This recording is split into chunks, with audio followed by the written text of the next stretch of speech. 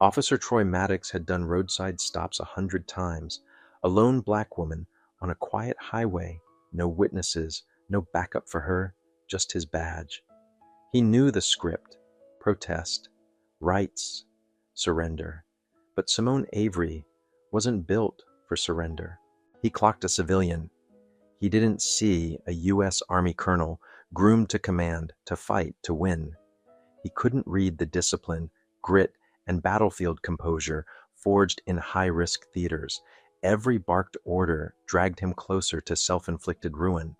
When he reached for authority that was never truly his, he didn't just pick the wrong motorist, he kicked off the confrontation that would collapse his standing. Before we continue, drop your city in the comments and subscribe. Evening sun streaked the quiet highway. Colonel Simone Avery guided her SUV home, the tire hum soothing after a long ceremony honoring veterans. Dressed in civilian clothes, navy blazer, crisp white blouse, tailored slacks, the uniform lay folded in a garment bag beside her, ribbons and rank tucked away. Red-blue lights filled her rear view. She frowned. No speeding, no drifting, no busted light, nothing. Yet the cruiser stayed locked behind her, signaling to pull over. With a measured breath, she eased onto the shoulder, experience whispering calm, though something about this felt wrong. Years of command taught patience, but doubt nagged. This stop had no cause. Boots crunched gravel as the officer approached, broad-shouldered, posture stiff, badge catching the waning light. The look in his eye wasn't curiosity or professionalism. It was thinly veiled condescension she knew too well. "License and registration," he said, clipped. Simone moved deliberately, handed over her license. "Is there a problem, officer?" He barely glanced, scanning her face and hands like baiting for a misstep. "Step out of the vehicle." Her grip tightened a hair. "Excuse me?" "Step out," he repeated, slower, daring her to question it. "Why am I being stopped? I wasn't speeding, swerving, or leaving my lane. What's the reason?" His smirk didn't belong in routine traffic work. "Suspicious activity, out now!" She'd seen this game. She wouldn't escalate roadside. She opened the door, hands visible. He circled the SUV, peering inside. "Where you headed?" "Home," she said. "Left a military function." His gaze thinned. "Military, huh? And what exactly are you claiming to be?" Simone lifted her chin. "Colonel Simone Avery, United States Army."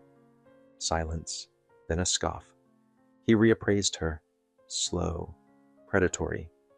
The smirk spread like he'd caught a lie. "Oh, really, Colonel? You sure about that?" Simone's jaw flexed. "Yes." "Where's your military ID, Colonel?" She checked her blazer pocket. Nothing. Wallet. Nothing. It rattled her momentarily. She always carried it. Had she left it? No, she kept it secure. She checked again. Still nothing. Then it clicked. She'd changed out of uniform before the event. The uniform remained in her base locker. "I don't have it on me, but—" "Uh-huh," he cut in, smirk deepening. "How convenient." He flipped her license, tapping it against his palm. "No veteran status either. Funny, right? A big-shot colonel with zero proof." Simone kept the frustration buried. "My registration's in the glove box. You can verify ownership." "Oh, I'll check more than that," he said, already sliding toward the door. Simone turned sharply. "You don't have probable cause to search my vehicle." His smirk sharpened. "Suspicious behavior covers it, and you look real nervous, ma'am." The way he said ma'am wasn't respect. She'd met men like him, badges wielded as weapons, looking at her skin and deciding she didn't belong. Two choices: argue and escalate, or stand back and set a better trap. Maddox would cross the line. She knew it. When he did, she'd be ready. Breath steady, pulse quick, she tracked her earlier steps. Not in the blazer, not in the wallet. She'd left the ID in her uniform pocket back at base. Maddox hovered nearby, arms crossed, waiting for failure. Simone straightened. "I'm Colonel Avery. My ID's secured at base." He whistled, exaggerated. "That's so? Expect me to take your word?" It's the truth. He dangled her license between two fingers. Don't see Colonel anywhere. No veteran marker, no rank, nothing. You'd think a real soldier would make sure people knew. She didn't bite the bait. Run my name, she said calmly. Your department database will show my record. He chuckled. Could, don't feel like it. Old-fashioned works for me. Step out, please. I already complied with the stop. Now you're escalating for no lawful reason, I asked nicely. Don't make it harder. I'm not stepping out further without a lawful basis. His smirk cooled into something harder. Refusing an officer's order? Refusing an unlawful one, she said even. You lack probable cause to search or detain me. He sighed theatrically, fingertips tapping his belt, rehearsing a charge. Now this gets messy, he said. Driver refusing a lawful command. Sounds like resisting.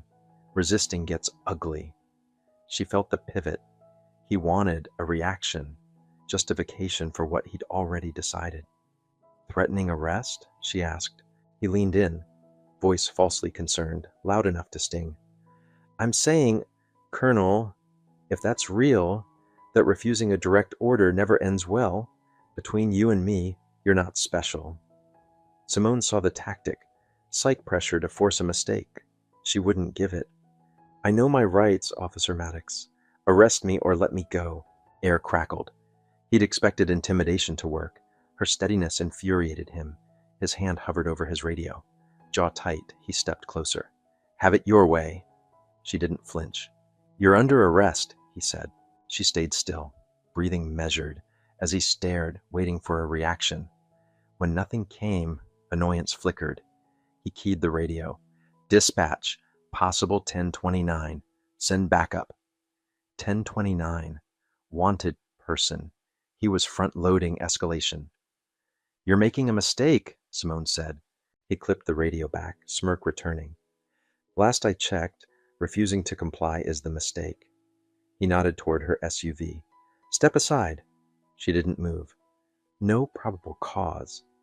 He edged closer, voice low. I'm searching anyway. That would be illegal, he shrugged. If there's nothing there, what's the worry?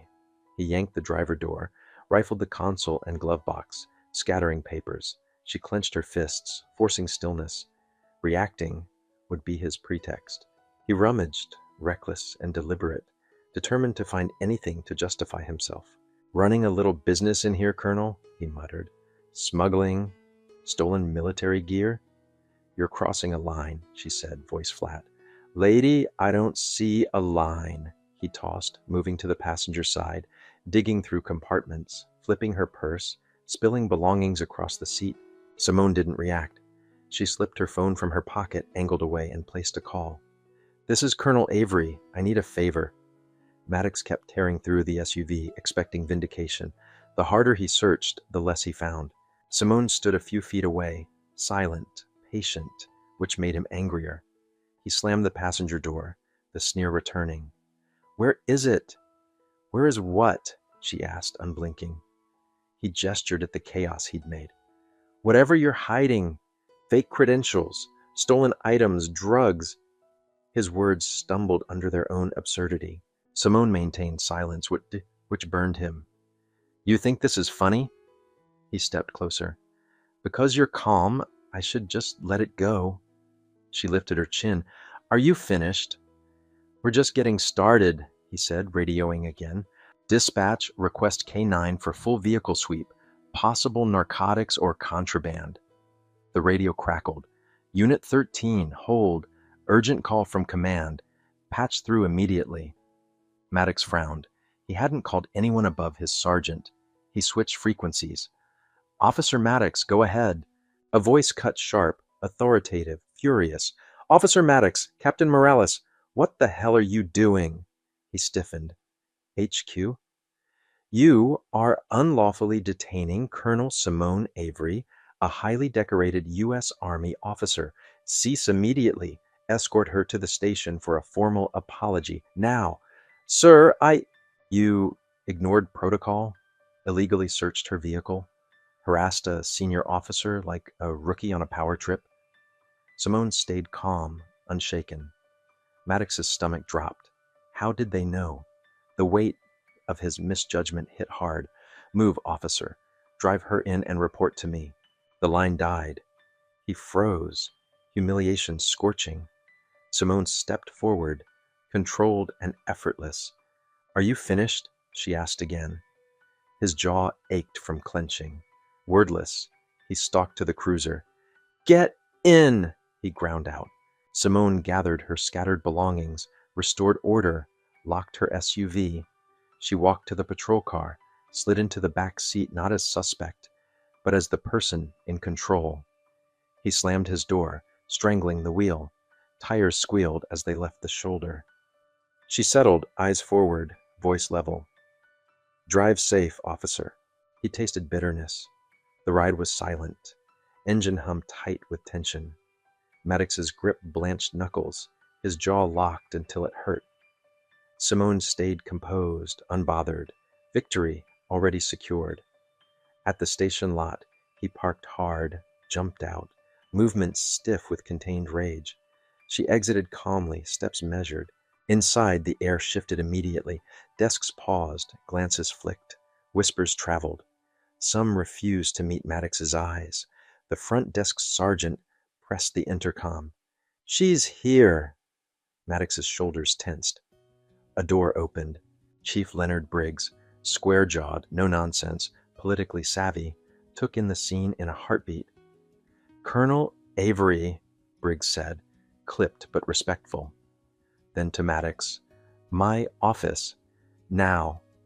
He hesitated just long enough to earn a twitch of warning. He marched in. Simone followed, unhurried. Door shut with a click. Tension pooled. Maddox stood at attention, fingers twitching. Simone crossed her legs, calm. Briggs glared first at Maddox. What made you think detaining a U.S. Army colonel was smart? She refused compliance. No ID. No veteran status on her license. How could I know she wasn't lying? By running her name, following protocol, doing your job, not harassing someone who vastly outranks you. Maddox burned with quiet rage. Sir! Save it, Briggs snapped. Do you know the mess I'm cleaning? The Pentagon called me. The Pentagon. His stare hardened. You embarrassed this entire department. Simone watched, silent, needing no embellishment. The chief's sigh broke. He faced Simone. Colonel Avery, this department apologizes for our failure today. It shouldn't have happened. She nodded, accepting without softening. I expect policy changes to prevent repeats. Understood, Briggs said. He turned to Maddox. Apologize. Now. Maddox froze, fists clenched, nostrils flaring. He turned, voice barely even. I apologize. Simone tilted her head. For what? His jaw ticked. He hated the lesson she demanded. I apologize, Colonel, for the inconvenience. Try again. Briggs cut in, sharp. Maddox swallowed. I apologize for my actions. I was wrong. It won't happen again. The words tasted poisonous, but necessary. Effective immediately, Briggs said, eyes narrowed. You're suspended, pending review. If it were solely up to me, I'd have your badge tonight. You're lucky I don't. Maddox flinched. Simone rose, smoothing her blazer. I appreciate your cooperation, Chief. She glanced at Maddox, watching him squirm. You set me up, he muttered, too low for anyone else. Simone raised an eyebrow. I didn't have to. His nostrils flared, rage barely contained. He'd lost control and hated it. I warned you, she said softly. Briggs snapped. Not another word, Maddox. Silence sealed his humiliation. Simone understood men like him. They don't let it go. She'd stay ready. The next morning, she slid into her SUV, checked mirrors, breathed in stillness. Morning light stretched long shadows across the highway. Calm surface or not, she never let surfaces dictate reality. There's always something beneath. She'd learned to spot trouble before it announced itself. She wasn't tense, just alert. Men like Maddox, humiliated, rarely accept it. Some learn. Others let failure fester into obsession. He'd lost authority, control, the ability to intimidate. Such men claw to reclaim it. She'd seen his jaw clamp until it seemed teeth might crack, hands curl into fists, body radiate restrained fury. He wasn't sorry for wrongdoing, only for losing. The idea of changing routines flickered and died. She would not reroute her life around a bitter man's tantrum. Avoidance would hand him control.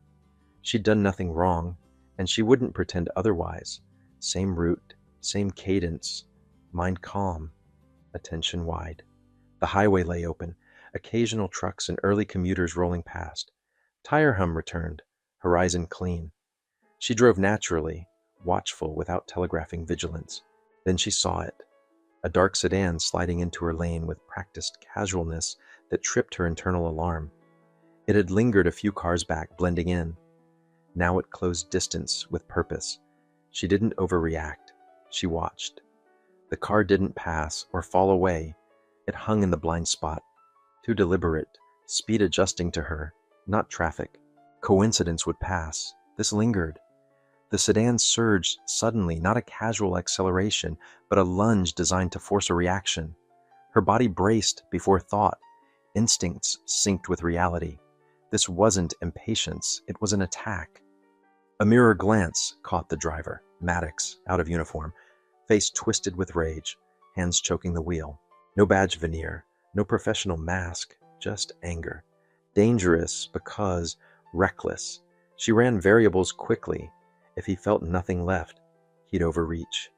He pressed closer, trying to push her toward the shoulder and box her in. She didn't swing wide or hit the brakes. No panic, no gift. She let the SUV drift a hair, selling instinctive fear. He took the bait, lunging to cut her off. She signaled, a small gesture to make him think he'd trapped her. He lunged for the gap, and that was his mistake. At the last second, she cut the wheel opposite, breaking his line. Tires screeched as he overcorrected, momentum and anger sabotaging control. She stayed smooth, controlled, watching frustration twist his face as realization dawned. She wouldn't panic. He recalibrated wildly, aggression ramping. His car veered toward hers again, determination eclipsing judgment. The chase tightened, both vehicles threading a dangerous weave until traffic thinned and the road emptied. She recognized the shifting landscape. He'd drawn her toward a desolate stretch. No exits ahead, no witnesses, only trees and asphalt. She followed willingly, because finishing on clear ground was safer than endangering bystanders. Up ahead, the highway curved and narrowed, wilderness casting long, isolating shadows. Maddox slowed, moved centerline, forcing a standoff. Simone eased off the gas, fingers flexing lightly, breath even. The road ahead was barren. This moment was inevitable. Better to end it here than let him drag danger into someone else's path. She rolled to a smooth stop. The trees watched like quiet sentries. Tires stilled. She exhaled, rolled her shoulders once, feeling gathered tension like a storm crouched to break. He slammed into park, door flying open before the car fully settled. Fury walked toward her, posture rigid, restraint worn almost to threads. She studied him through the windshield, then unbuckled, stepped into crisp air. The world was still. Emptiness amplified the charge between them. She closed her door, met his stare with the same composed intensity since mile one. "If memory serves," she said evenly, "you were chasing." He laughed sharp and humorless, raking a hand down his face. "Chasing? I'm fixing a mistake." Brow arched, she asked, "What mistake?" Teeth clenched, he stepped closer. "Letting you walk like you won, letting you humiliate me, letting you think you could stunt and not pay." Another step, voice dropping. "You think you made me look weak?" "You did that alone," she answered, his expression twisted uglier. "People like you don't get to act untouchable, challenge authority and skate. One phone call, right people, then you think you're better than me?" "Following the law makes me better than what you've done," she said, even. He tensed, coiled. "You think that badge mattered? I don't need it to put you in place." She studied him, unwavering. "It was the last guardrail between you and a catastrophic mistake. Now it's gone, and you're spiraling." He laughed, bitter, humorless. You think I'm spiraling? I've shown restraint. I've listened to whispers, watched stares, heard how I screwed up. Meanwhile, you sit smug, untouchable, better than me. Keep playing games and expect zero consequences? Not a game, she said. You lost because you were wrong. Instead of learning, you blame me. He closed distance, voice sharp. And you played the victim. Poor Colonel, harassed by the big bad cop. Now everyone thinks you're the hero. You got what you wanted. She breathed out, steady.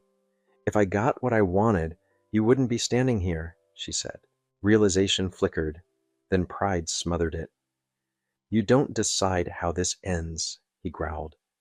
No, she said, shoulders squaring. You do. You can walk away now. Get in your car and leave. Before you do something you can't return from. His chest heaved, breath ragged, hands curling into fists, vibrating with anger and loss. That's not how this goes, he muttered. She shook her head. Predictable. His temper snapped like wire. He lunged, all pent-up fury unleashed. She'd already read him. Wild swings powered by rage, not skill, intimidation over technique. She slipped aside, stance shifting as his fist carved air. Momentum carried him past, leaving his ribs open. She could end it, rib strike, elbow to throat, knee to joint, but she waited. He came again, more erratic, aiming at her jaw. She ducked under, slid to his side, and drove an elbow into his ribs, enough to stagger him and hitch his breath. It didn't stop him, only made him angrier, spitting words through clenched teeth. Think you're superior? He snarled. She didn't answer. The measure was taken. He charged lower, aiming to tackle, hoping weight could overwhelm. He committed. She hooked his leg and twisted her hips, turning momentum against him. He slammed down, back against pavement, breath exploded. Dazed, he scrambled. She stepped back, granting the illusion of space. She could pin him, choke him out, end it. But this needed to land deeper than bruises. He coughed, rolled to hands and knees, disbelief warring with fury. She tilted her head, dry. Are you finished? The question cut sharper than any strike. Knuckles scraped. He wasn't ready to admit defeat. He feinted left, flung a right at her ribs. Smarter, but slow. She caught his wrist mid-swing, twisted cleanly, pain snapping up his arm, dropping him to knees. His body followed the torque, searching relief. She didn't release, leaning in, voice low, unshaken. You don't know when to quit, do you? He reached with his free hand. She pivoted, yanked his trapped arm, swept his leg and smashed him down harder than before. His head bounced, vision blurring. She stepped back, watching comprehension creep in. He was losing, and nothing he tried changed that. Silence stretched, only his rough breathing audible. She didn't press. She knew he'd come again. Pride would drag him up until pride broke. He groaned, anger still lacing his gaze. He pushed up again. He should have stayed down. She rolled her shoulders, ready. She'd given him every chance to stop. Now she'd close it. He spat blood, pride still snarling, hands shaking, breath ragged, eyes refusing reality. Stay down, she warned, voice level. He wasn't that man. He forced upright. Fists, barely fists. Pride wouldn't let him stay grounded. He lunged, wild, dumping everything into one desperate swing. She moved to counter, but his fist clipped her ribs, shock of pain flaring. She grunted, jaw tightening. He swung again, catching her jaw enough to pop her skull. She'd been hit worse. Real fights leave no room for hesitation. He thought he'd found second wind. He hadn't. She slid to flank and looped her arm around his throat. She cinched a rear choke, legs locking his waist, dragging him down. He gagged, fingers clawing her arm, bucking, twisting. She tightened, steady as a vice. It's over, she said, calm. You're done. He thrashed, nails digging, panic spiking as breath thinned. She held. Movements slowed, weakening. Shallow gasps replaced fight. Pride means nothing when oxygen disappears. Hands trembled. Kicks dwindled. The last moment she awaited arrived. "Please," he croaked, voice strangled. "What was that?" she asked. "Please, let me go." She held a few beats longer, then she released, shoving him forward. He collapsed, coughing, lungs fighting for air. He lay there, humiliated, shaking. She rose, rolling shoulders, ignoring dull ache in ribs and jaw. She'd weathered worse. He pressed palms to asphalt, whole body trembling, eyes newly afraid. He flinched when she stepped. Anticipating more, she didn't strike. "You did this," she said quietly. "You could have walked. You didn't. Here we are." He swallowed, shoulders slumping. Silence shifted. Breathing steadied. Fingers curled. Suddenly he sprang up, bolting toward his car. Not escape. Flight. Not happening, she thought, launching after him. Her feet pounded, closing fast. He ran on adrenaline. She ran on conditioning. He reached the door handle. She cut in, slammed her palm against the door, pinned it. Before he adjusted, her elbow buried in his ribs. He folded against the car, breath detonating in a hoarse gasp. Weakened, he sagged, knees buckling before catching himself on the hood. She wasn't done. His free hand fumbled for the handle, desperate. She grabbed his wrist, torqued it away, and anchored his forearm high. "Enough," she said, iron flat. He writhed, then stilled under pressure. His eyes broke, finally seeing the cliff edge. He wasn't taking her down. He wasn't leaving. Choices evaporated. "This ends with you alive and arrested," she said, "or hurt and arrested. Pick quickly." A siren yelped in the distance, backup that would misunderstand everything if they found this tableau mid-struggle. She adjusted grip but didn't release. "Listen to me," she said. "Step back, hands on the hood. Breathe. Do exactly as I say, or this gets worse immediately." He wavered, then complied. Palms on hood, chest heaving. She took one step back, keeping him framed, own breath controlled despite the bruises blooming. "You were offered exits," repeatedly, she said. "You chose violence. That's on you." He swallowed hard, rage draining into exhausted silence. Tires crunched gravel. 2 deputies rolled up, doors opening cautiously. She raised empty hands, steady voice.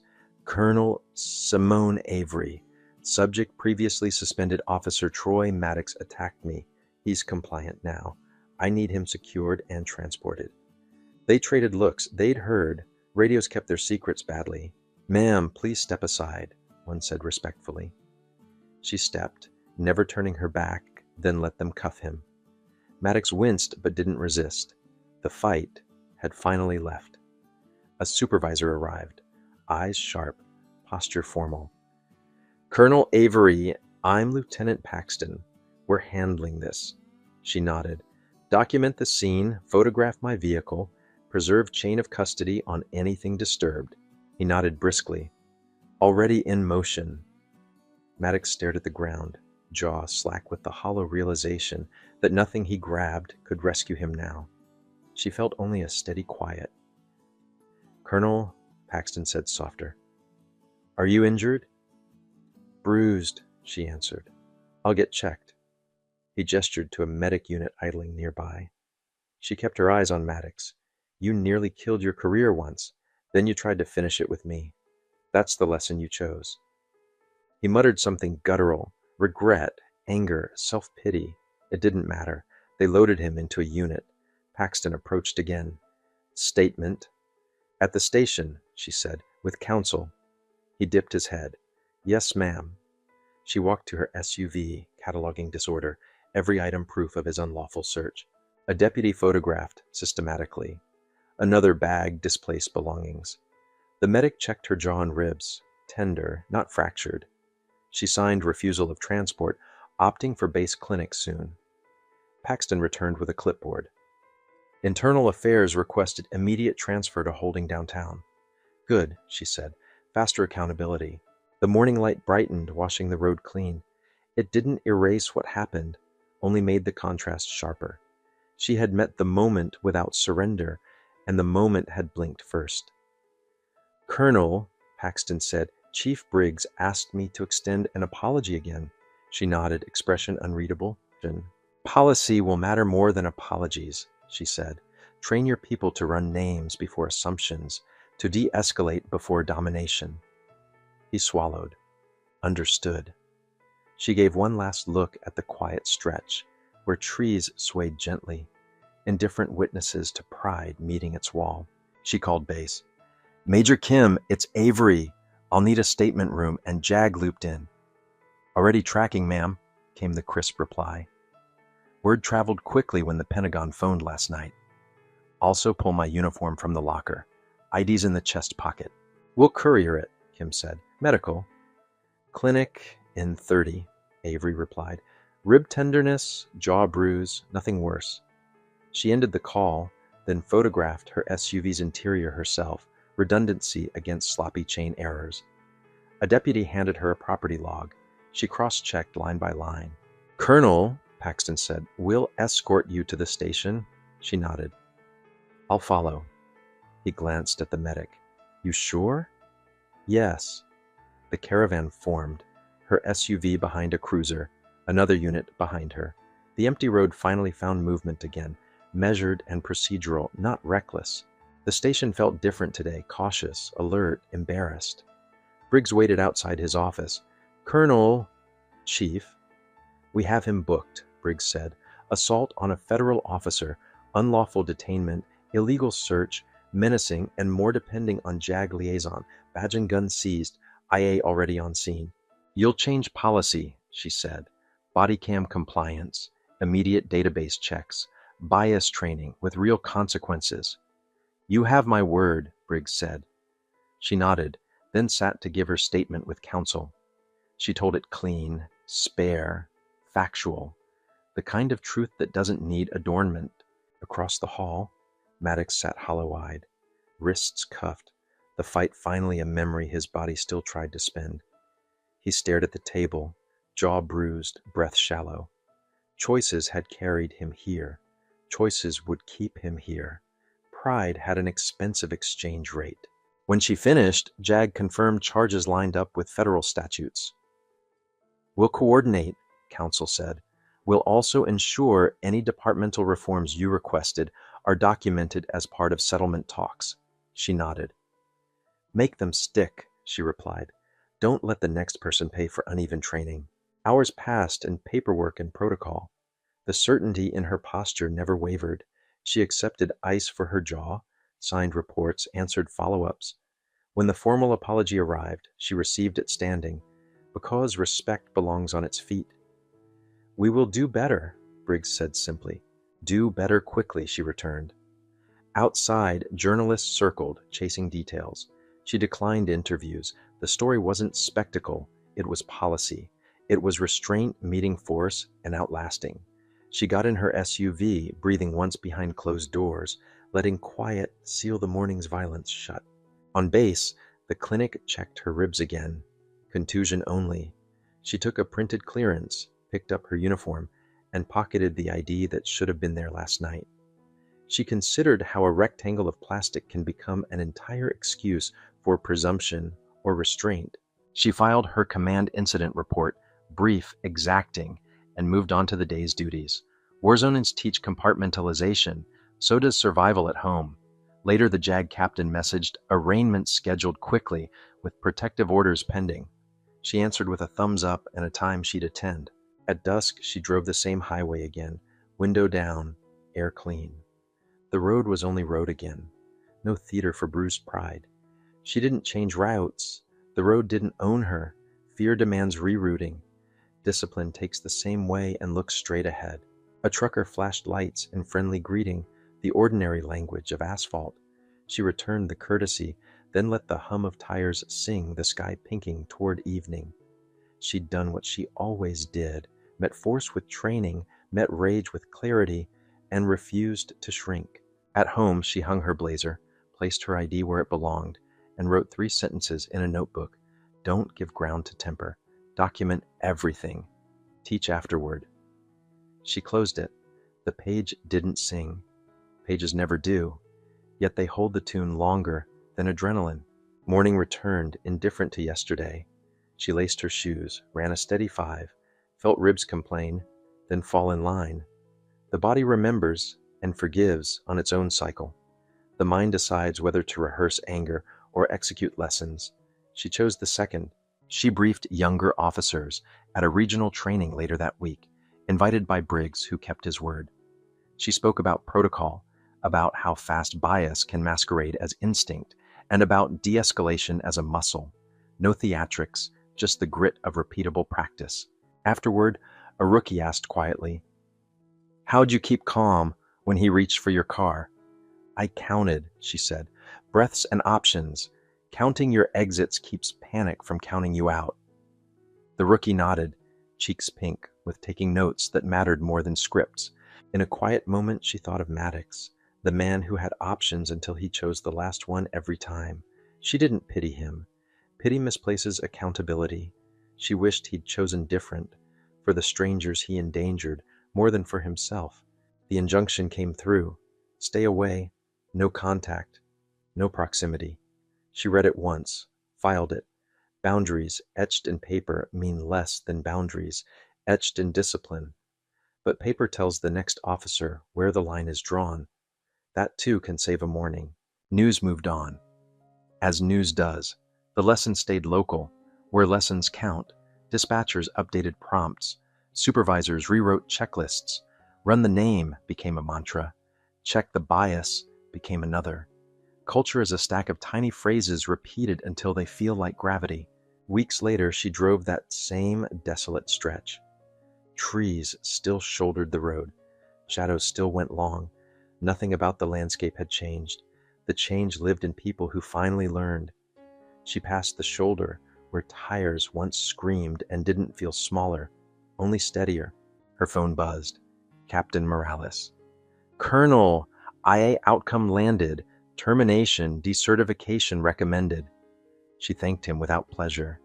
Accountability isn't confetti, just the floor not giving way. "Policy updates implemented," he added. "Audit scheduled quarterly." "Hold the line," she said. "Hold it when no one's watching."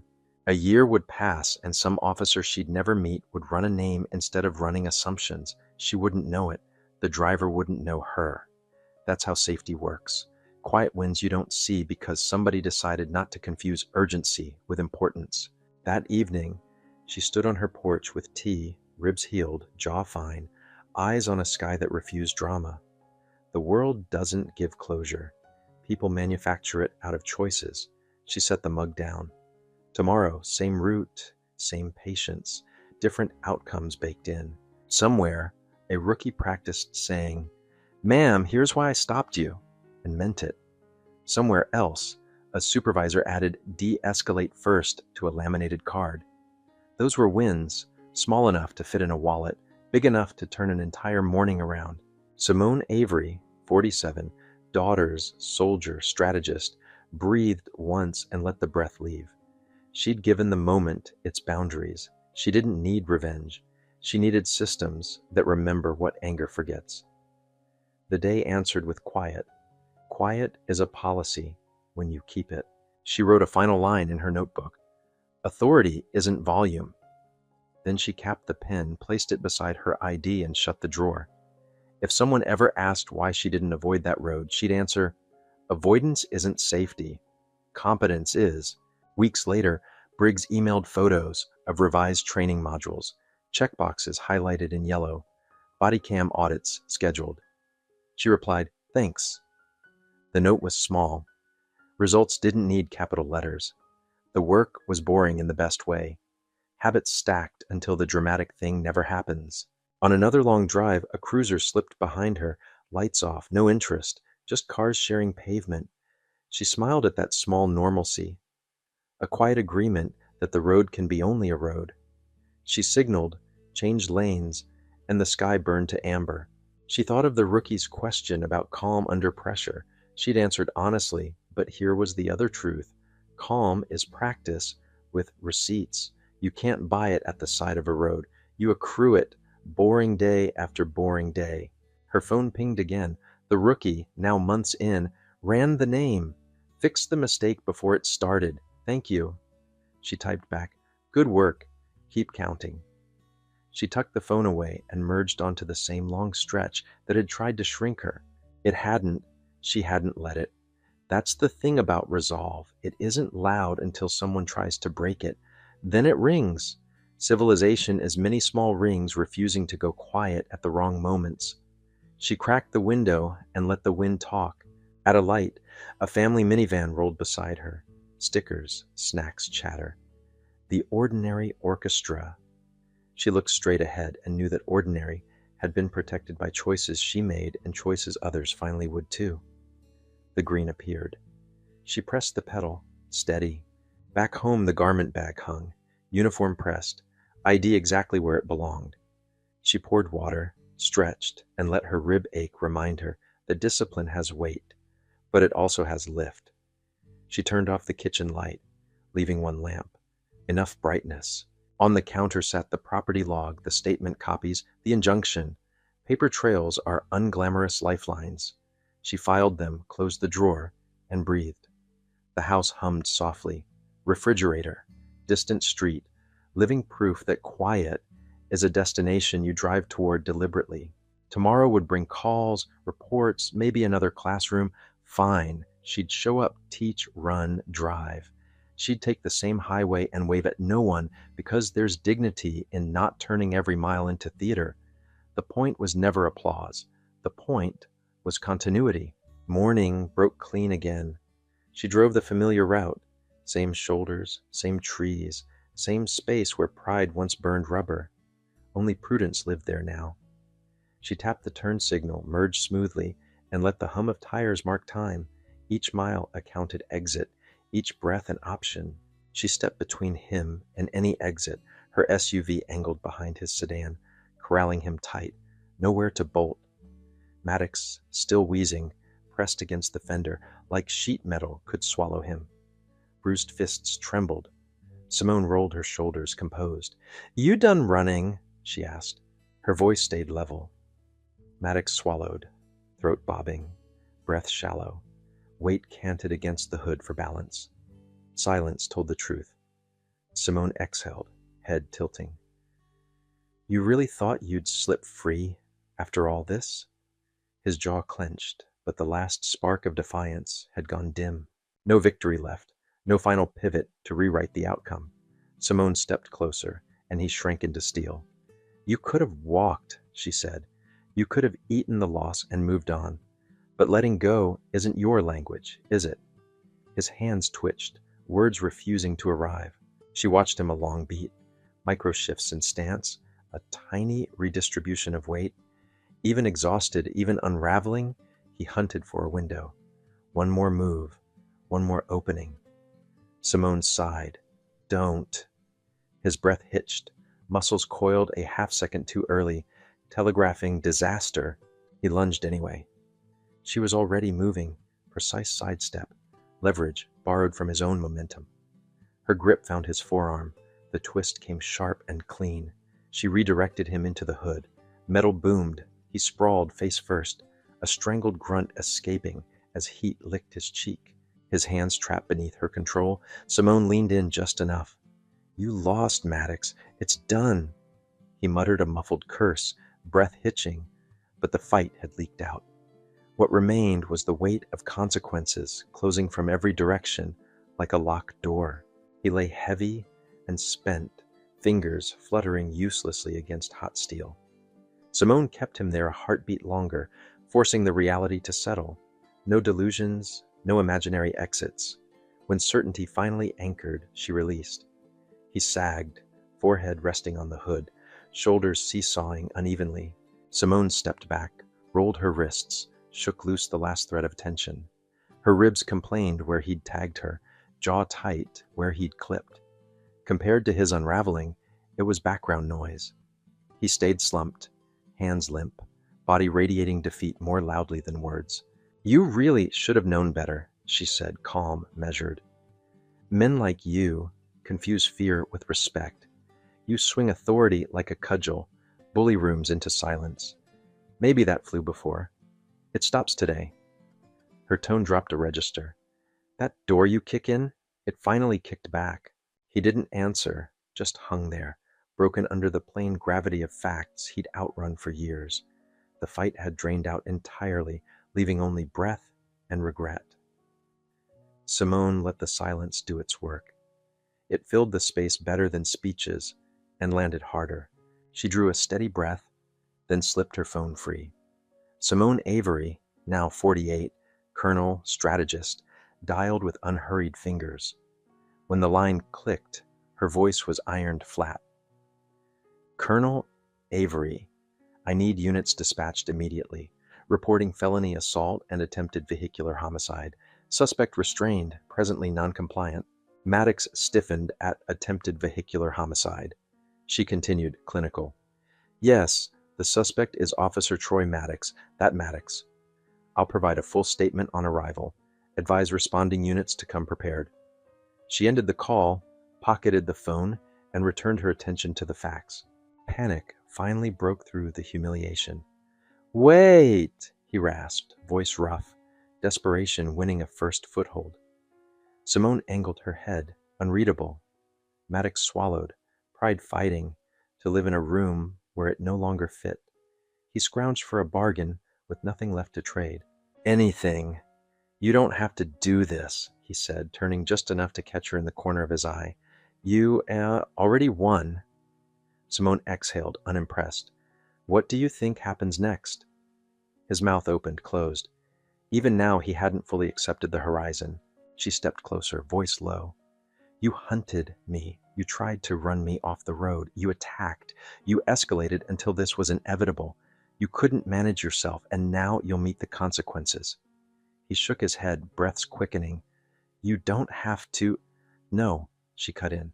You don't get to beg now. That landed. The truth settled through him, slow as poison, pooling where denial had been. Regaining control had been the fantasy he chased, the one he'd confused for destiny. Instead, he'd bricked his own wall, higher with every bad choice. Sirens threaded the stillness rising out of morning air. Maddox's jaw tightened, hands twitched, then went slack, as the last ember of resistance snuffed. He wasn't only exhausted, he was finished. The road had nothing left for him. Outcome wasn't a question anymore, only paperwork. Red-blue strobes licked across his paint. 3 patrol cars nosed in, tires grinding gravel. Doors flew. Simone took one step back, hands relaxed and visible, posture telegraphing calm control. The scene explained itself. Bent metal, bruises, a man anchored to his own bad decisions. A middle-aged sergeant approached, eyes quick and assessing. Hale, someone she recognized from a previous briefing. Colonel Avery, he said, professional, alert. Dispatch flagged this as serious. Simone nodded. It is. She indicated Maddox, slumped, eyes bright with helpless rage. This man pursued, attacked, and attempted to ram me off-road. Hale's gaze hardened when recognition landed. Is that so? The distaste wasn't subtle. He flicked 2 fingers. Cuff him. Officer stepped in without theater. Maddox flinched, then surrendered his wrists. The click was clean and final. Authority. That old suit he wore no longer fit. As they lifted him, Simone met his eyes. The buried hate was still there, but fear sat beside it now. Sharpened and honest. She kept her tone even. You did this to yourself. The patrol vehicle door thudded shut, a punctuation mark. The engine's idle became the verdict's echo. Statements followed. Clean, clinical, complete. She gave dates, times, routes, mirrored exactly what her dashcam would show. No flourish, no gaps. She highlighted each escalation, each decision point he barreled past. The officers wrote, asked clarifying questions. She answered like a field report, crisp as doctrine. When the scene wound down, Hale's expression softened a notch. You okay? More acknowledgement than inquiry. I will be, Simone said. The weight she'd carried shifted off her shoulders, not vanished, just properly placed. Maddox had thought this was about control. He lost before the opening bell. She had no plans to let him vanish into procedural cracks. Accountability doesn't end at arrest. Walking out of the station, she dialed 2 numbers. Men like Maddox often had scaffolding. Silent favors. quiet nudges. She'd strip the scaffolding until he was standing on just himself. First call counsel. Charges needed to be airtight, evidence mapped, timelines laid like track. He'd try to plead victimhood. She'd hand the court hard footage and clean notes. Second call. A journalist she trusted. Facts first, no carnival barking. Sunlight moves systems that resist mirrors. She pressed charges: assault, attempted vehicular homicide, reckless endangerment. She handed over dash cam files, timestamps, call logs, photos. Every hinge received a pin. When he tried to blur, the angle would sharpen. The record would close gaps he'd once waltzed through with a shrug. The story didn't need her color commentary, just oxygen. Her account went on record, then on air. Once truth was anchored, it traveled on its own. Facts have legs. They keep moving when feelings sit down. By afternoon, coverage had the cadence of inevitability. Headlines multiplied. Officer under investigation for attempted vehicular assault on a U.S. Army colonel. Suspended officer faces felony counts. Complaint history under scrutiny. The narrative didn't need drama, just chronology. She let the dates and documents produce the weight his denials couldn't lift. Patterns surfaced: profiling complaints, excessive force, intimidation. Old reviews looked thin under new light. What had been handled suddenly read like negligence with paperwork. The department couldn't hide behind timestamps anymore. The curve of isolated bent toward consistent in a way juries recognize. Internal review opened fast. Officers who had once chuckled in hallways now found the exit ramp to concerned. Cooperation rose with the barometric pressure of public scrutiny. Maddox sat indefinitely suspended. Simone didn't celebrate. She'd seen indefinite stretch. This time she planned to set an end date. By week's end, termination landed. Official, unambiguous. By month's end, a trial date. She didn't mark the calendar in red. This wasn't a holiday, it was a hearing. Justice doesn't ask for applause, only presence, precision, and a chair that won't wobble when truth sits. She didn't toast headlines. Vindication is noise, justice is process. She filed, logged, prepped. The Pentagon's polite calls and the chief's apologies lived in the margins. What mattered sat in the body text: decisions, consequences, the quiet arithmetic of accountability finally working. She added a civil suit: injuries, vehicle damage, punitive damages for the deliberate pursuit. Not to enrich herself, but to foreclose recycled authority. No private security comeback. No consulting with a different badge. The judgment would trail him like a permanent watermark no letterhead could hide. Her SUV still ran, but the pursuit had scraped, dented, stressed. Photos, estimates, reports, proof of intent writing on sheet metal. The suit wasn't about parts, though parts would be replaced. It was about signals. Systems watch signals. Employers do too. The paper would do the talking. The city reacted as cities do: debates, posts, neighborhood arguments. Some people saw plainly, had she not been colonel, skilled, resourced, the outcome could have ended in tragedy. Others rejected evidence in favor of familiar myths. Polarization is a reflex when reality disturbs comfort. Supporters called her disciplined and unflinching. Critics recycled slogans: just comply. He was doing his job. Media witch hunt. Political pressure. The noise wasn't surprising. It was seasonal weather. She had spent years operating in climates harsher than comment sections and morning panels. She didn't sit for interviews or parade her injuries. War zones train triage. So does wisdom. She let the footage and filings carry weight. He hunted her. He tried to force a crash. He attacked when the badge no longer insulated him. He lost. His name curdled in public memory. Doors shut. Departments, agencies, firms, contracts.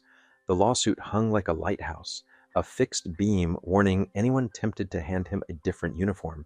Choices constrict. He'd chosen himself into a corridor with only one direction. Simone carried on. Routine is both shield and engine. She did the work, counted the reps, honored the boring excellence that keeps people alive. Recognition meant less than results. She didn't do it for headlines. She did it because right remains right without microphones. Trial day arrived anyway, inevitable as sunrise. The courthouse swelled, press benches full, spectators curious or concerned, officers sitting straighter than usual. Simone walked in steady, posture aligned to duty.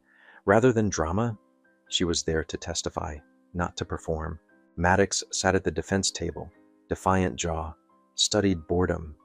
No remorse, only the familiar sheen of grievance. He still believed in a personal exception clause the world owed him. The room had run out of those. Reality collects debt with interest. The prosecutor began clean, timeline, footage, radio logs. Dash cam lit the monitors.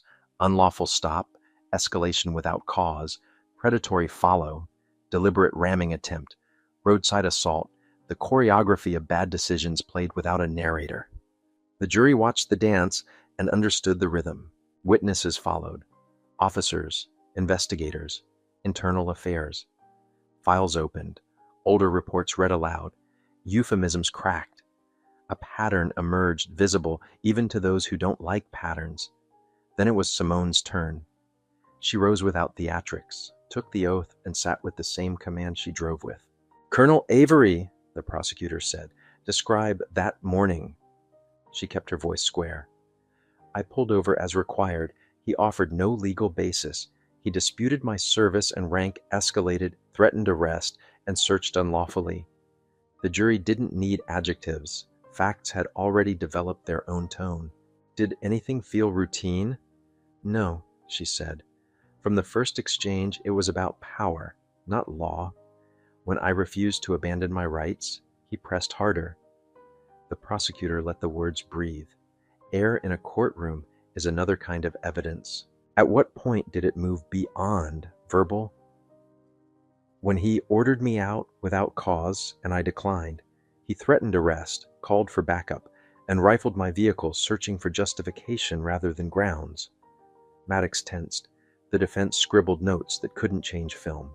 After his suspension, he stalked me in his personal car, attempted to force me off the highway, then attacked. He wasn't frightened. He was angry. Was he trying to harm you? He was trying to kill me. A murmur rippled. Gravity settled again. How did he respond when you defended yourself? He kept charging. I offered exits more than once. He refused. He wasn't fighting for safety. He was fighting to own the scene. When ownership vanished, he ran. She looked at him briefly. He looked away. The prosecutor nodded. No further questions. She stepped down. Courtrooms don't reward flourish, only finish. The record stood where she left it, braced on documentation rather than volume. Maddox's stare burned holes in nothing. He'd been a furnace so long, he mistook heat for light. Days stretched, but his case shrank. Patterns hardened, excuses thinned. Deliberation loomed, but the verdict had been quietly forming since the first clip played. The room felt heavier with each stipulation carefully placed, like weights on the end of a tipping bar. The judge, older, eyes exacting, adjusted his glasses. Before sentencing, the court will hear from the defendant. The energy shifted. One last microphone. Simone folded her hands and waited. This moment often reveals more than transcripts. It tells you what a man worships. Maddox stood, jacket squared, jaw locked.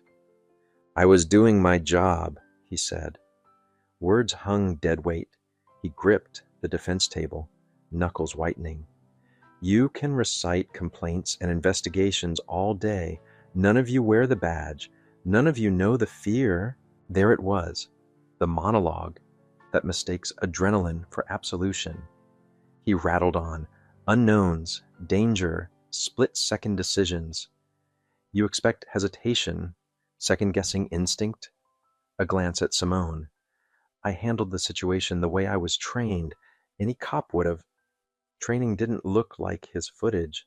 The judge let silence clean the air. You claim job, he said evenly, but the evidence shows a sustained abuse of authority, retaliation, not necessity. Maddox's jaw ticked. The judge continued. You pursued her because she didn't submit, not because she posed any imminent threat.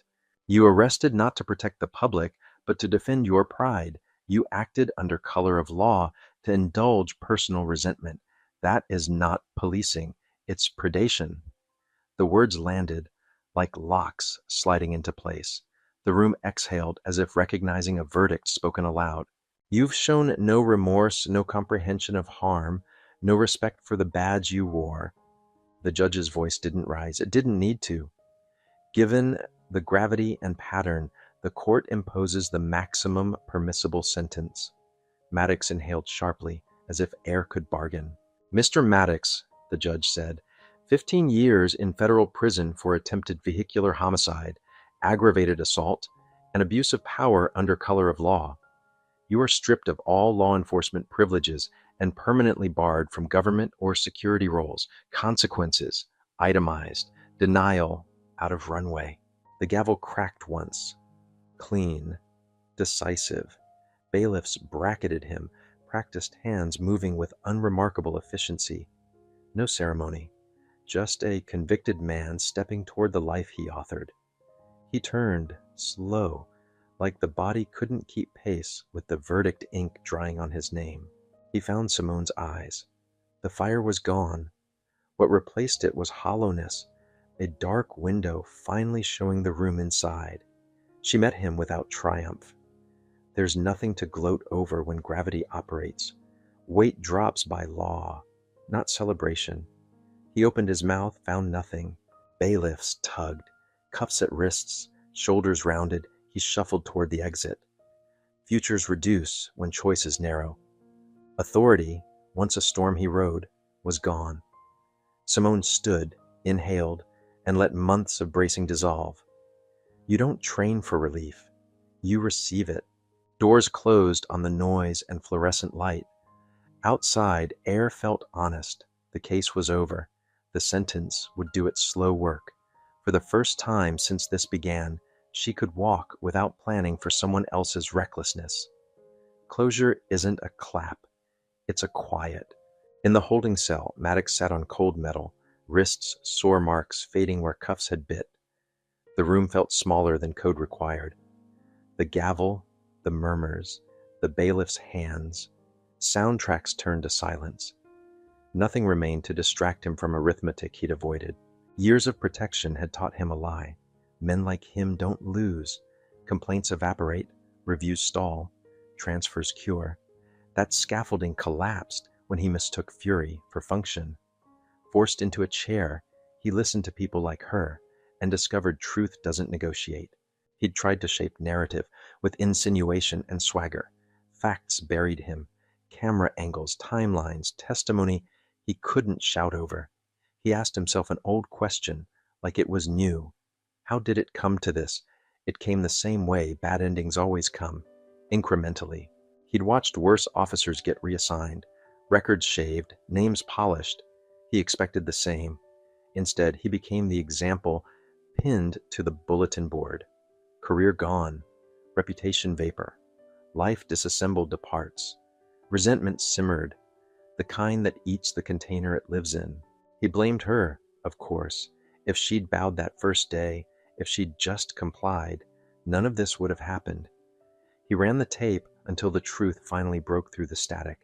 Arrogance had driven every turn. He'd chosen himself here, one bad intersection at a time. Powerlessness arrived like night. Suddenly obvious, actually gradual. The bars weren't metaphors anymore. Choices shrink, then walls close. Meanwhile, outside, traffic moved, cases turned, lives advanced in quiet loops. His loop had 15 years and a parole calendar, printed in ink that doesn't smear. Simone paused on courthouse steps. City stretched before her like a mission map she didn't have to brief. This had never been a one-off grievance. It was a chapter in a longer fight many carried before her, and many would carry after. Accountability mattered here. There would be backlash, there always is. People love narratives that absolve familiar faces. She didn't measure progress by how loudly it was resisted. She measured by outcomes. Today the system did the job it advertises. That alone warranted a breath she could finally take. He had every chance to show remorse, accept responsibility, chart a different path. Pride wrote his epilogue. Pride paid his fee. Pride sat where wisdom could have. She moved forward not because fights end, but because momentum is its own defense against fatigue and cynicism. She reached her car, glanced up, exhaled the last stored ounce of tension. The battle was won. The war, policy, culture, training would continue. For now, enough. She let the moment be what it was. A boundary closed. A lesson entered. A mile marker passed. Simone never hunted recognition. Years in uniform taught her to do the necessary without a camera. Still, acknowledgement arrived. The Pentagon sent formal commendations. Accolades felt secondary to deliverables. Composure under pressure, integrity under provocation. Those lived on her evaluation, not her mantle. The military community followed closely. They noted discipline, restraint, the way she adhered to protocol even while under attack. She neither grandstanded nor flinched. She litigated facts, not feelings. Integrity isn't a pose. It's a habit your bones remember when adrenaline argues otherwise. Senior commanders called personally. Respect evident, not performative.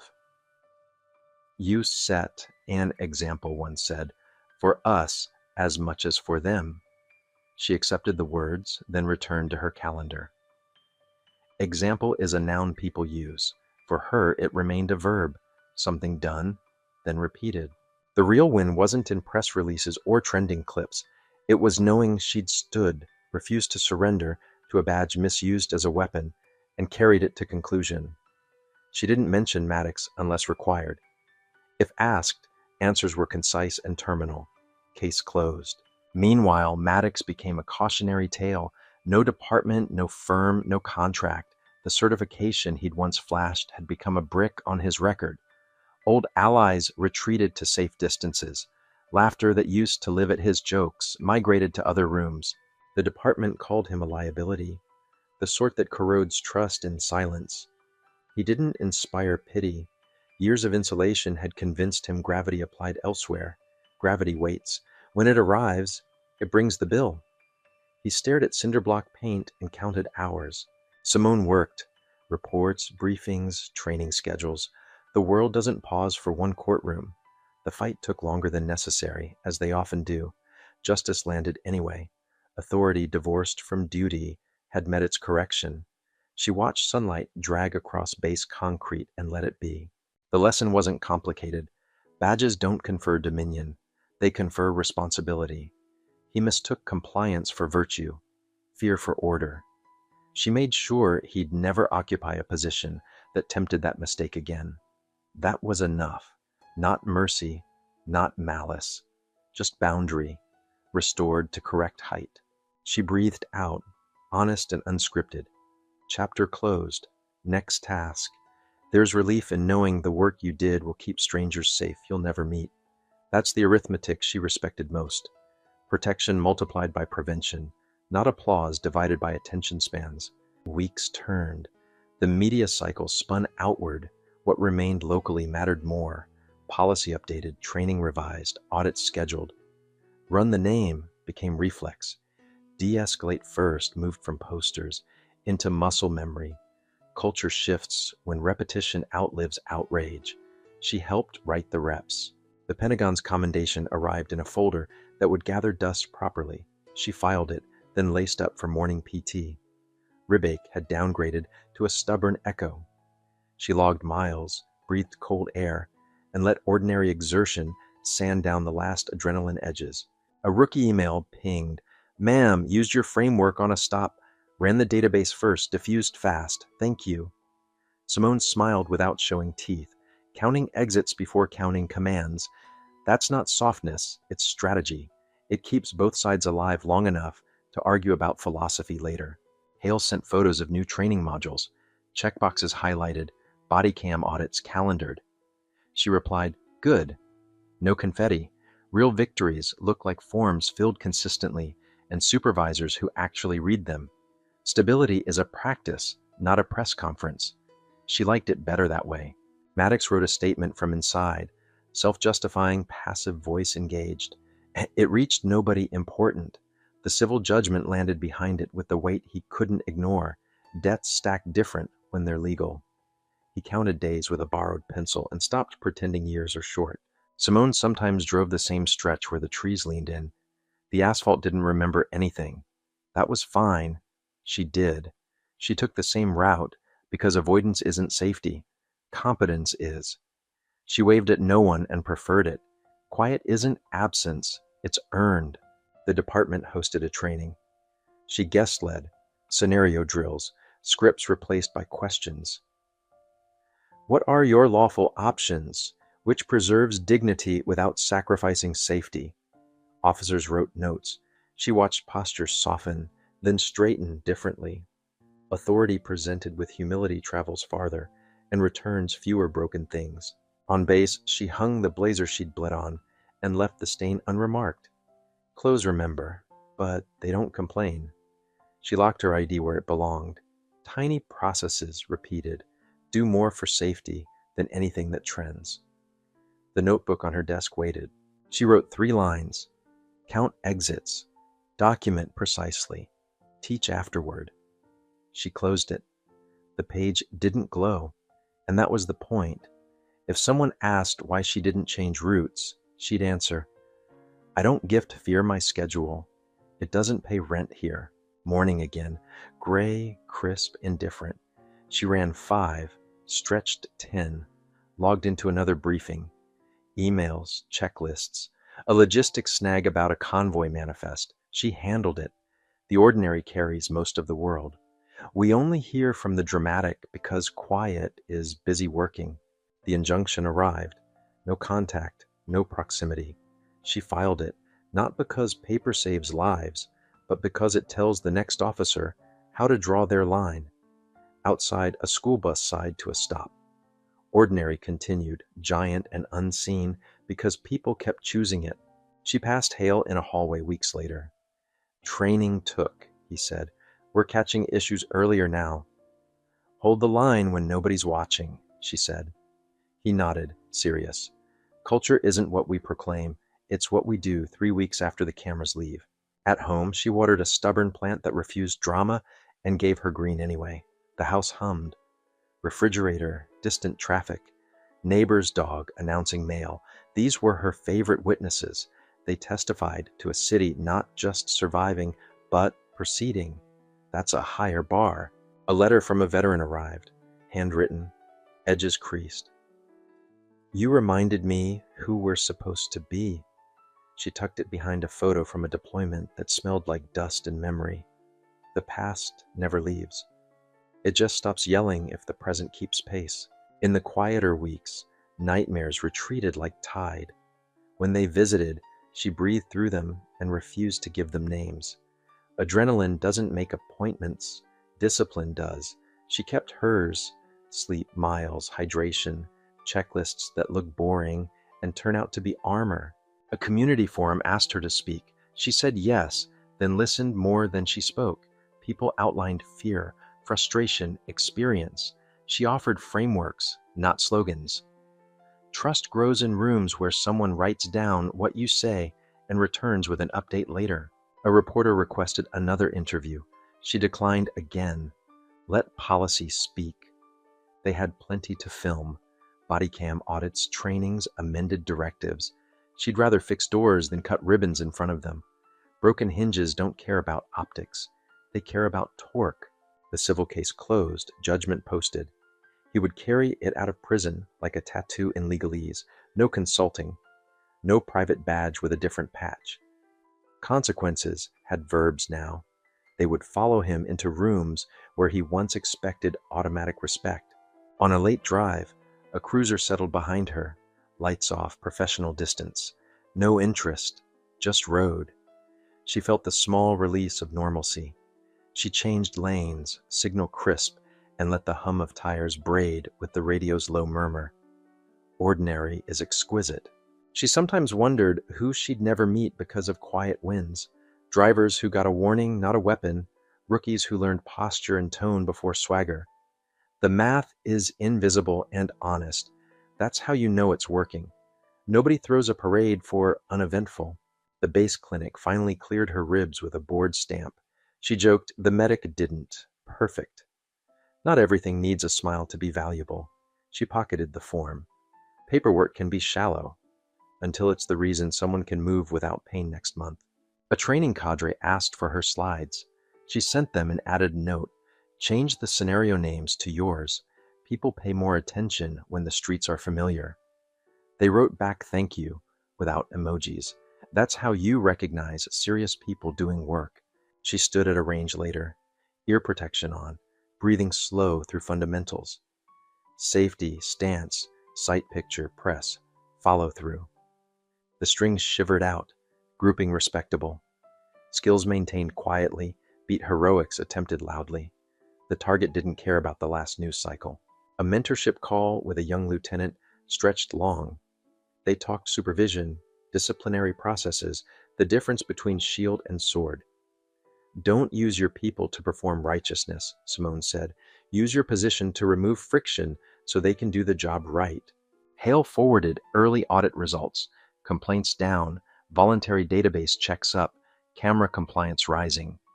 She sent back, "Publish internally, praise privately and in writing." You can change behavior with fear. You endure it with reinforcement. People repeat what gets noticed for the right reasons. When the anniversary rolled around, she didn't mark it publicly. Dates are tools, not altars. She drove that stretch again, slowed where the shoulder once burned with rubber and ego. And then she accelerated. The road remained road. She let it be exactly that. A trainee asked, "How'd you stay composed?" "Counting," she said. Breaths, options, exits. I can't control someone else's escalation. I can control my decision tree." He wrote it down without rolling his eyes. Progress sometimes looks like note-taking with fewer sighs. A mother emailed, "My son stopped yesterday." Officer explained every step. "Thank you." Simone forwarded it to Hale and the officer's supervisor. "This is why," she wrote. "Stories change when habits change. Nobody converted anyone. We just upgraded checklists until dignity was automatic." Late one night, she walked her block. No headphones, just the sound of sprinklers, the small bark of a distant terrier, air cool enough to remind lungs of mountains. She counted 6 porch lights and imagined 6 families sleeping because strangers kept their promises. An academy class asked for Q&A. "What surprised you most?" a cadet said. "That I didn't feel triumphant," Simone answered. "Relief looks like still water. Justice isn't fireworks. It's clean paperwork and behavior that doesn't need a camera to stay decent." She kept her notebook close. New lines joined the old. Set boundaries early. Verify, then trust. Operationalize respect. Pages turned. A plant thrived on the sill, like a stubborn green metaphor for process. Watered regularly, it did what was expected. That was the point. In prison, Maddox learned time differently. He tracked it in meals, counts, and a silence that stretched. He tried not to replay the dashboard glass, the lunge, the choke, the plea. Memory doesn't negotiate. It screens the footage when it wants. He wrote letters that didn't change anything. To a union rep, to a friend who'd stopped replying, to a cousin who once admired him. Consequences read every envelope. He held on to the story that injustice chose him until it frayed. Then he held nothing. Simone signed off on another training cycle. Scenario 3, traffic stop with no primary offense. Outcome measure, whether the officer runs the name before asking for more. She highlighted it. Repetition builds reflex. Reflex beats panic. 1,000 small nudges outpace any single speech. A commander asked if she'd consider a larger policy role. She said she'd think. Titles were tools like dates. She cared less what the plate said than what the table produced. "Give me the levers that move outcomes," she said. "Keep the spotlight." The sunset cut the sky into copper bands as she headed home. Tires hummed confessionless. She turned down her street, parked, and listened to the cooling engine tick. The world didn't owe her serenity, but it offered a decent imitation. She took it. Inside, she poured water, stretched, and smiled at nothing. "If you made it this far," she said softly to the empty room, Thanks for writing along. She believed in earned quiet, continued work, and choosing ordinary on purpose. Doors locked, lights softened. I hope you enjoyed this story. Share it with friends and hit subscribe so you don't miss the next one. In the meantime, I've handpicked two more you'll probably love. Different roads, same pulse. Take care out there. Lesson 1. Authority isn't volume, responsibility is. If you've lived long enough to watch the country swing from rabbit ear TVs to smartphones, you know something simple and stubborn. A badge doesn't make a person right. A code of duty does. On that two-lane stretch where pine shadows crossed the asphalt, Colonel Simone Avery met an officer who confused loudness with legitimacy. Many of you remember similar moments from earlier decades when an order sounded less like law and more like temper. Simone read it instantly. She'd spent years in uniform, learning the difference between command and intimidation. When Officer Troy Maddox leaned on attitude instead of procedure, she did what seasoned Americans do when bluster tries to pass for rule. She stood firm, asked for the legal basis, and did not flinch. Older readers have seen this cycle. Someone mistakes fear for respect, volume for virtue. Simone refused that bargain. She didn't argue to win a debate. She anchored herself to process. "Run my name," she said, the most American request a citizen can make in a stop. Verify, don't speculate. When he rifled her SUV without probable cause, she didn't gift him the reaction he wanted. That's another lesson our generation learned from life's hard classrooms. A steady face can be stronger than a raised voice. Later, when command cracked through his radio and ordered a halt, the truth was laid bare. Real authority protects. It doesn't provoke. But the story didn't end at apology. Pride doesn't go quiet because someone says, "I'm sorry." The next morning brought a darker test, the kind too many families fear. A bitter man without a badge trying to cash the same old check with a different pen. When Maddox hunted her on open roads, Simone chose the route older Americans recognize as courage without drama. She matched composure to danger. She didn't hand him chaos. She gave him consequences. Self-defense, measured and minimal, followed by documentation, statements, a clean chain of evidence. If you've taught children or grandkids how to handle a bully, eyes up, shoulders back, record what happened. This was that lesson at highway speed. Authority isn't volume. Authority is the quiet weight of facts you can carry into any room. Lesson 2. Calm is a skill you can practice, not a mood you wait for. Folks in their late 60s and beyond understand that calm isn't a personality trait. It's a discipline. It's the muscle you build over miles walked, meetings chaired, funerals attended, and small crises that didn't make the evening news because you handled them. Simone's calm looked effortless because she had receipts, years of drills, thousands of measured breaths, a decision tree memorized like a hymn. She counted exits the way a careful driver watches mirrors. First exit, lower the temperature. Hands visible, voice even, questions precise. Am I being detained and what is the reason? Second exit, ask for verification. Please run my name. Third exit, record and report. Call in, note times, secure evidence. And when the exits closed because someone else welded them shut, she used proportionate force to survive. Then returned to process. That matters. Our generation has learned that survival without documentation becomes rumor. Survival with documentation becomes reform. This is practical wisdom you can hand to a grandson with a new license or a neighbor who worries about late-night drives. Keep your registration and insurance where you can reach them without digging. If you can, add a dash cam. A $100 device can spare you a year of arguing with people who weren't there. Speak in full sentences. Ask for names and badge numbers. If your heart's pounding, breathe in for 4, hold for 4, out for 6. Longer exhales dial down the body's alarm. And when the danger passes, do what Simone did. Get checked, get counsel, and get your account on paper the same day while details are fresh. Calm isn't passive. Calm is a working set of choices that keep you safe long enough for the truth to have its say. Some readers will ask, would I have the same composure? You might be surprised. Many of you have already proven it through medical scares handled without panic, through financial tight spots managed with lists and phone calls, through caregiving that stretched your patience without breaking your kindness. Simone's calm is not exotic.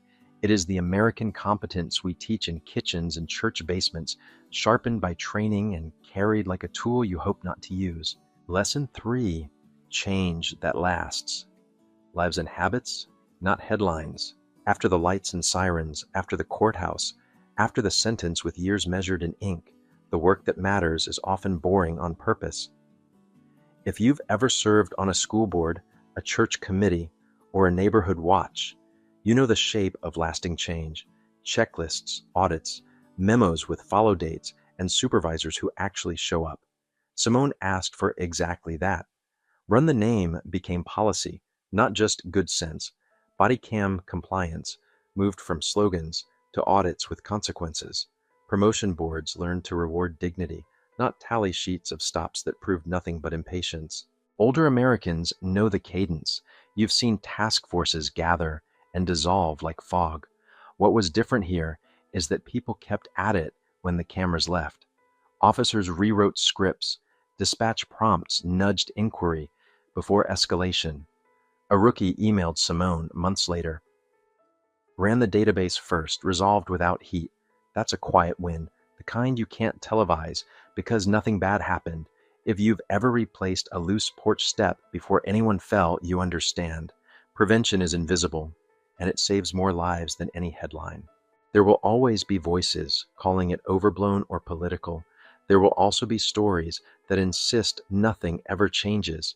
The truth, as those of us with decades under our belts know, lives in the middle.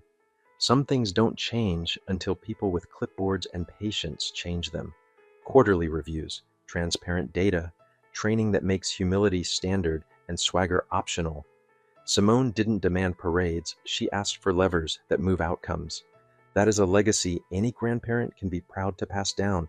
A city a little safer not because someone shouted, but because enough someone's counted, checked, and followed through. In the end, the most American image in this story isn't the courtroom gavel or the red-blue flash. It's a quiet evening drive, window cracked, tires humming, porch lights blinking on in steady rows. The road is just a road again. That ordinary normal took work. It took a woman who refused to surrender to a bad stop, who met violence with skill, and then insisted on paperwork, audits, and training so the next stranger gets a fair shake. If you've ever kept a household together on a tight budget, you know the feeling. The victory is not loud. It's that the lights stay on and the people you love make it home. Friends, after walking with Colonel Avery through that long arc, from a bad stop to better policy, I'd love to hear your wisdom. Which lesson speaks loudest to you today?